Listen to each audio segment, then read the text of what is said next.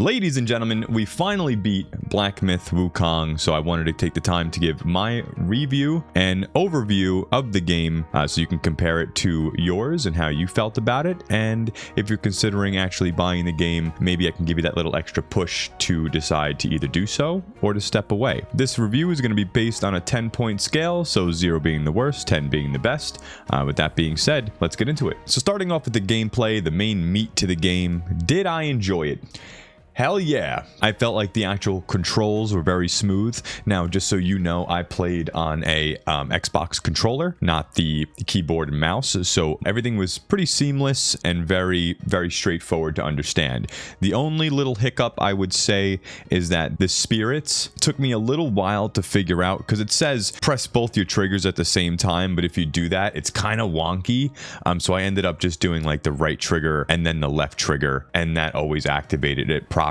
But other than that, the controls were very fluid. The talent trees and respec options, there are no downsides to respecking. It's completely free, and I feel like that's always a great option in these video games, to be able to at least dabble in everything that developers had to offer. That's another positive of this game. However, on the other side of that coin, the talent tree, me personally, I didn't feel like I needed to respec like at all. The game didn't force me to, oh, this boss requires the pillar stance. There was none of that. There was no reason to dabble in all the other talent trees that they had to offer, which kind of cut off some of the game for me. It was open. I was able to go do it in a moment's notice, but the talent points itself, I pretty much was able to stay into one build and just whoop everything's ass. Granted, there was 4 or 5 bosses where I probably could have done that because they were tough. There's some toughies out there. But the majority of the boss fights and the majority of the game was pretty ebb and flow in that way, where it's like you pick your talent tree, you don't really need to change it up, and you could pretty much get away with whatever you're rocking. Now, on the other hand, you'll have like your special trinkets. Oh, I forget what they're called, but some will reduce the fire damage that you take. Or you'll get the golden needle, and that'll take bosses or certain bosses out of special phases. So there are some tweaks within the game that you can make. And I think that's nice. So they kind of leaned into it a little bit, but they didn't go full force, need to switch your entire shebang every time you walk into a new boss, which you can have your opinion on it, but I think that's okay. I think that's good. I just wish the talent trees were a little bit more like, oh, you need this for this boss. I think that would be cool. I think it would raise the difficulty of the game a hell of a lot, because a lot of people just kind of want to like set it and forget it. I could dig it, but that's the way I found it, and that's the way it is. Next thing I wanted to get into a bit were the actual spells. The spells were another part where it kind of left me wanting more. You only had 4 slots, and they were pretty much set in stone. I wish I had more variety, because I was never taking off the freeze. That was a staple to my gameplay. I would have liked to use the Ring of Fire with maybe like a fire build, get a staff that has some burn, get some spirits that have a little bit of burn, or poison, do the same thing. But I just never wanted to get rid of that teleport ability, and that's not good. Let me know in the comments if you guys felt like this. But I was really structured into specific things, even rock solid. Right? I would love, it's very appealing to me to be able to turn into a rock and parry somebody's or break their weapon. I just don't have the slots to incorporate that into any build. Why would I pick that over something else that is easier to use? So the spells were very limited, and this goes hand in hand with the spirits as well. Throughout the entirety of the game, and I tried and upgraded many spirits, and I found myself being disappointed in a lot of these spirits. I used 4 or 5 throughout the entirety of the game, and sometimes I switched to these spirits and was like, wow, this one doesn't do anything. I wish there was a little bit less of that. All I'm saying is I found a lot of them very weak compared to others, to the point where like a lot of them didn't even exist. I had a book of spirits that I can use and upgrade, but like I'm looking at 3 or 4, and I really had no desire to pick majority of them. Let's move on to the story. The story overall, I think, was very good. It was one of the stronger points in this game alongside its gameplay. Was it easy to follow though? Hell no, it really wasn't. I think it was a bit of a downside that I feel like they wanted you to like, oh, go look at the books, you know, go check this shit out over here, go see the movie, or have some side of outside knowledge of this story of, you know, the journey to the West. And in order to understand it in game, you need to bring that knowledge in. Let me tell you something. If I didn't have you guys in chat and everybody there during these cutscenes telling me who's who and what's what, I would have been way more lost than I am now. And I'm still pretty lost about it, but I would have been way more disconnected from the entire story if it wasn't for you guys. So thank you for that. So that's something that definitely needs to be brought up. But the cutscenes, cinematics, my favorite, I think the peak moments to this game for myself, the chapter epilogues that they gave you, the story that they gave you after each chapter, the animated mini series. I never wanted that to end. If you could just tape all those together and just keep me going on those one after another, I would have been a happy boy. These were absolutely fantastic, and was one of my main pushes to even keep going through the game, was just to get to that next chapter to see what happened to that Buddha when he hung out with the humans. It was just an extremely well told story. It hit you all in the feels. It did a very good job, other than the fact that, like, yeah, at certain points you could find yourself being kind of lost, but you're still enjoying the base concept of the game anyways, so it's kind of overshadowed in my opinion. So all in all, story was another very strong pillar to this game. Another great option that's available to this game is New Game Plus, and that's a big thing for me. This opens up how long you're able to play the game for. Once you beat it the first time, there's going to be still plenty for you to enjoy, and I'm very happy that they incorporated a seamless and proper New Game Plus playthrough. It keeps the game alive for just that much longer, and for people that are just diehards about the game, it's going to keep the game alive for hundreds and hundreds of hours longer than it would without it. Next up, let's touch on graphics. Graphics, I feel like, were one of the staples to this game. It's what people really noticed right off the bat. People were jumping in on stream saying this is an absolute gorgeous game, and it is. It really is. This was a Unreal Engine 5 at its peak, I feel like. These guys produced a semi-open world where you're running the fuck around just everywhere in a beautiful Unreal Engine 5 environment. The shadows, they were dense. Waterfalls were just liquidy smooth. I mean, it's very in-depth, and the graphics were a staple to this game, and I think something that is really putting it way above others and on par with some of the best. Okay, so let's touch a bit on sound design. The audio cues were fantastic. It felt really nice when you're ready to smack an enemy with your bonk stick of a staff. All of that was very nice. The speech, I felt like they did a fantastic job dubbing. What do you call that? You know what I'm trying to say, but like audio dubbing, like an English version on top of this game. The way they went about implementing like their speech into these characters, you're a talking monkey, for God's sakes.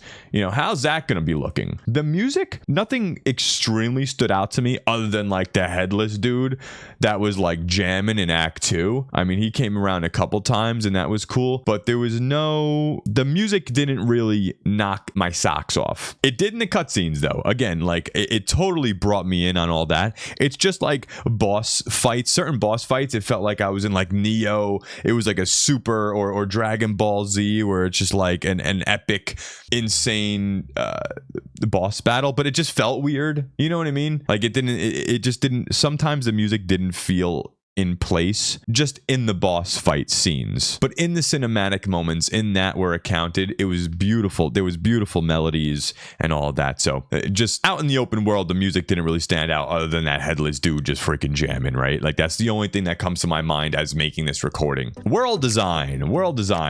This is where stuff gets juicy for me, because this is not a open world game. You're pretty much on rails from chapter 1 to like chapter 3 or 4, okay? However, there's gonna be like every time you turn a corner, there's like 5 places to go. Here's 5 paths. Here's 3 paths. And they're kind of just like little nooks and crannies built into the world, which makes it, if you were to do a non-open world game and you're technically on rails, this is the way it needs to be done. Because the amount of backtracking I still had to do, the amount of people in chat that I still had to like speak to, and they were just like, you're missing shit, dude, blew my mind. And that is a fantastic thing that I had to keep going back to unlock other secrets that I missed. Missing things is really hard to do in a on rails video game, and this one did it perfect. Exploration was nice because you needed to I needed to write down the different sites of grace or whatever they're called, the checkpoints, in a little book, so I knew which ones to go back to. And this is where it starts to go kind of more towards the negative point of view in my end, because there's no map. There is no map. This is totally, it's bias. It's my decision and how I feel about it. But the way I like to play my games is if I know there's 3 sections over here and I went down some, or I went down one but not the other 2, I would rather have an in-game map to mark and kind of just grow my booklet like that. That's the way I want to keep track of my game. I don't want this, right? Like, I don't need this and a little journal for myself and a checklist that I have to do to kind of make it through the game. Now, on the opposite side of the fence, of course, people out there could say like, oh, but this brings back, like, you're gonna miss stuff. It's gonna allow you to walk into New Game Plus and still have shit that you haven't completed.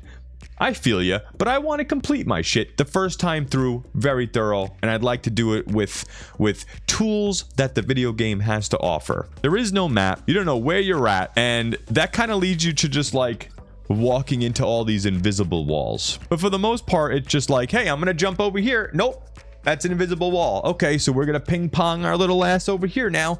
And you're kind of just like bouncing around looking for like, all right, I'm eventually going to make it to the right place, because you can't go there, you can't go there, you can't go there, but you can go here. Up and down feeling on that. To sum it up, I do wish there was a map, especially at the back end of this game, where I think it's like maybe Act 4, 5, and 6, or 5 and 6, wherever the snowy area starts to the last part of the game, they just dump your ass off, and it turns into an almost full-on open world at that point. And not knowing where you explored, and especially in the snow, everything's white, it's all trees, it's all the same shit, it all looks the same in that specific area. But again, that's an up and down, right? You're missing so many things. And I started this conversation saying it's not an open world. That's what I have to say about that. Loot, wasn't a big fan of the loot in this game. Not at all. The armor was cool, but we pretty much like crafted our armor and maybe got it from like certain NPCs for the most part. Loot was pretty whack. Every time you opened a chest, it was like, here's a golden nugget, you know? You find some brush that you can go pick up. You're gonna go pick up some lotus flowers or some shit.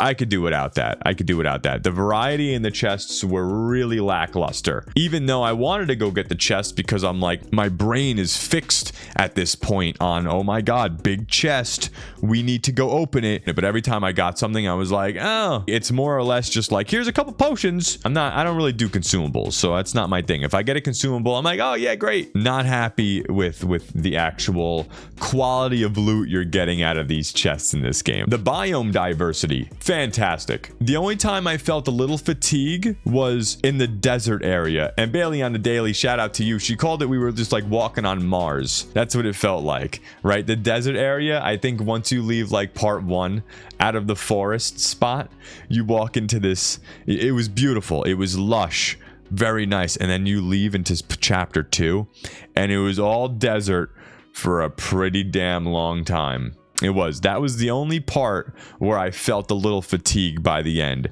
But as soon as that ended, I forgot where we went directly after that. It flipped on its head and it felt super refreshing. So more big ups to them when it comes to the biome diversity. Very happy. That's something that I need that to change pretty frequently. If I'm in the same type of area for longer than like a good chunk of hours, I'm starting to get itchy. I really am. They did a good job there. So let's talk about the worst parts of the game for me. The worst parts were, I think there was a level and it felt like a jail. Right? You were like going up in a spiral. You were inside. What biome is this? Or what level is this? And it was so difficult. Oh, there was like these guys walking around with like big white eyes and they would like reduce your health passively until you killed them. That was terrible. I didn't like that at all. Maybe it was just me and my skill level, right? It could always come down to that. But I think I was pretty comfortable with this game, and that level sucked. I was not a big fan of that at all. So the jail level can kick rocks. not about it.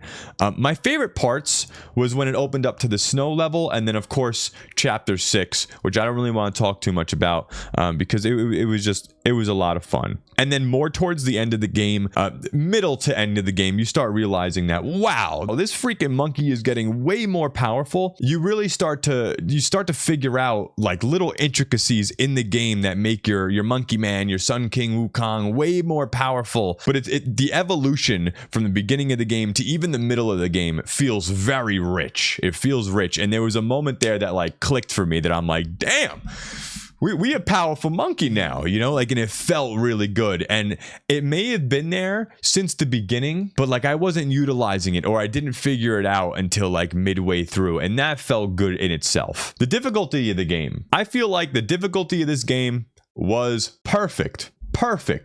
It really was. I can't say it was too easy. I will say it was a pretty nice cruise game. It was a cruisy game. 2-3 wipes on majority of the bosses. 4-5 wipes maybe, right? And that's fine. But there was probably, I want to say, maybe 4 bosses. 4 to 5 bosses throughout the entirety of the game that is going to sit you down and whoop your ass. Yeah, it's going to put in the work. So the difficulty is definitely there for the casual player. It's accessible to like everyone. I feel like anybody that is somewhat of a gamer can pick this game up and have a pretty chill time through it without having to fix through your specs, without having to worry about your different spells that you have available. Nothing. You pick something, you go into it pretty deep, and you're going to have a good time. It's not too easy where you're going to steamroll every single boss. There's going to be some challenge there, and that's very nice for Souls-like fans like me. I enjoy that very much. Smashing my head up against bosses is fun to me. And then it's not like Elden Ring and Sekiro difficult where like you're going to be sweating your ass off every boss. Get ready for the encounter of your life. Every boss, you know, they found a very nice happy medium. But overall, my final score to this game, this, ladies and gentlemen, is a 9 out of 10. Without a doubt. It's got the solid bones, fantastic gameplay, sound design's great. Everything about it is really, really good. There are some nitpicky things and some little bits I'd like them to change, or would have liked them to change, but nothing that is absolutely game breaking. So should you get this game, without a doubt, it is a safe bet for you to have an enjoyable experience. And at this point, there's a lot of playthroughs out there in case you do need help, which I really don't think you do, but there's a lot of people out there. Hi, even myself, feel free to take a look at the playthrough. But there's a lot of us out there that already have playthroughs. So in case you do get stuck, there are tips and tricks for bosses out there for every single one. In case you do get stuck, you will definitely get through it and enjoy it at your own pace. Guys, I hope you enjoyed this review. I'm going to be doing this way more often on the back end of our episodes and series playthroughs, so I do hope you enjoy it. Hit the like button if you did. Thank you so much for everybody that has come along from episode 1 all the way to the end. It was a blast. But thank you guys so much for watching. I will see you in the next review. Toodles!